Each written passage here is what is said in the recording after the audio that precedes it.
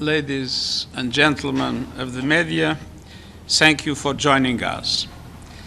Today I convene the meeting I proposed in March with the clear goal of pursuing the constructive dialogue between the Greek Cypriot and Turkish Cypriot leaders. I am grateful for the participation of His Excellency Nikos Christodoulidis and His Excellency Ersin Tatar. And I thank the Foreign Minister of Greece, His Excellency Georgios Gerapetidis, the Foreign Minister of Turkey, His Excellency Hakan Fidan, and the Minister of State for Europe, North America and Overseas Territories of the United Kingdom, His Excellency Stefan Dotti, who represent the guarantor powers of Cyprus.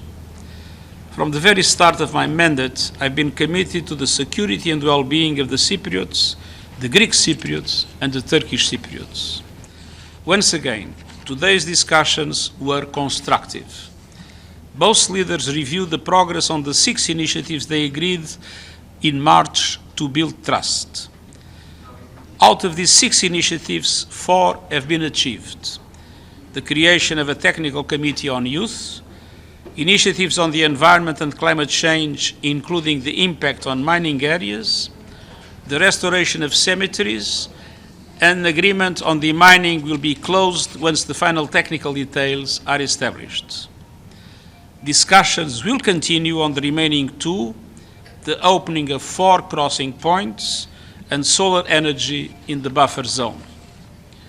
In addition, they came to a common understanding on a consultative body for civil society engagement, exchange of cultural artifacts, an initiative on air quality monitoring, and addressing microplastic pollution.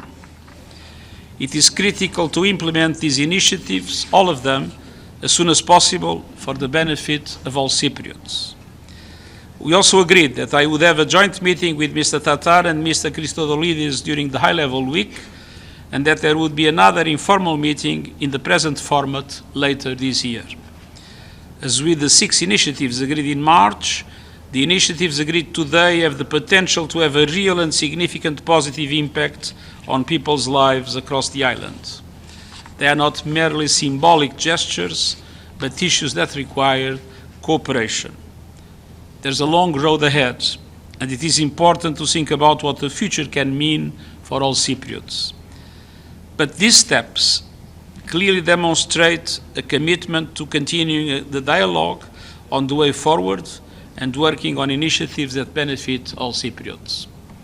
I'll answer 3 questions. Thank you. Thank you, Secretary General. I'm Sherry Ditchinson from another agency.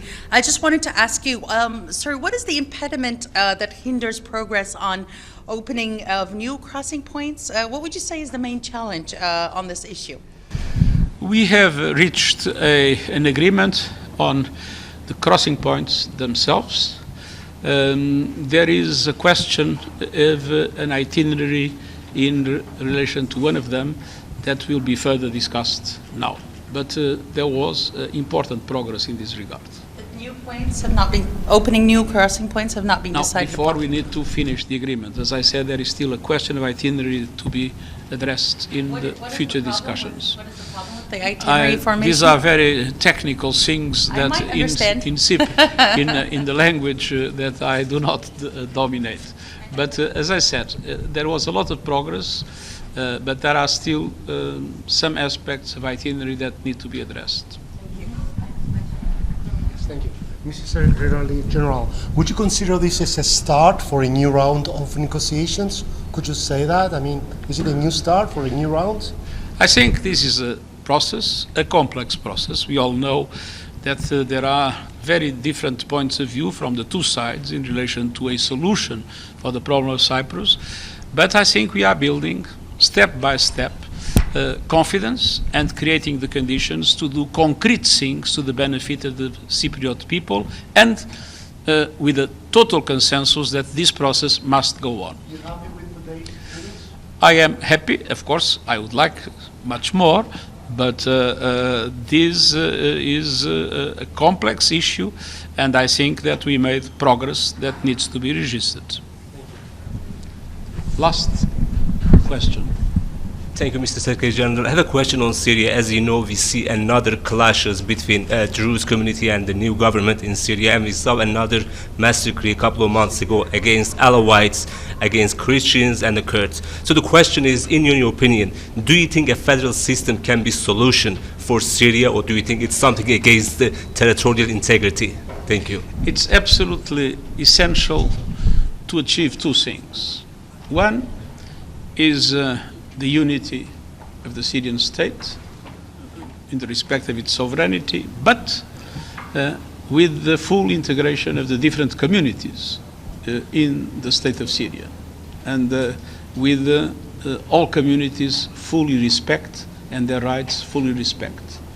The second thing is the need to respect the territorial integrity of Syria. It is for the Syrians to solve the Syrian problem.